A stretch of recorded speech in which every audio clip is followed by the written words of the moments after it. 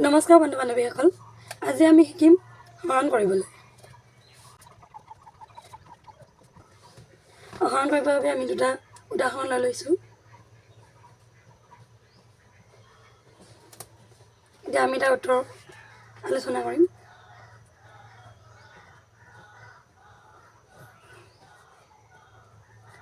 এক নম্বৰটো উত্তৰ এনেকৈ কৰিম। ৩য়ে ২৪ক হৰণ। ৩ হৰণ কৰিব যাওঁতে প্ৰথমতে আমি চাই ল'ম দশকৰ ঘৰৰ সংখ্যাটো। দশকৰ ঘৰৰ সংখ্যাটো আছে ২ যিহেতু ৩তকৈ সৰু, সেয়ে ৩ গোটেইটো সংখ্যা হৰণ কৰি দিম। ৩ 8 গুণ ২৪, সেয়েহে ইয়াৰ উত্তৰ আমি ৮ পালোঁ। বাকী থাকিলে 0। তেনেদৰে ২ নম্বৰ অংকটো কৰি চাওঁ। ৩য়ে ৫৪ক হৰণ কৰিবলৈ যাওঁতে দশকৰ ঘৰৰ সংখ্যা ৫ আছে। ৫টো ৩তকৈ ডাঙৰ হয়, সেয়ে আমি প্ৰথমতে ৫টোক হৰণ কৰিম।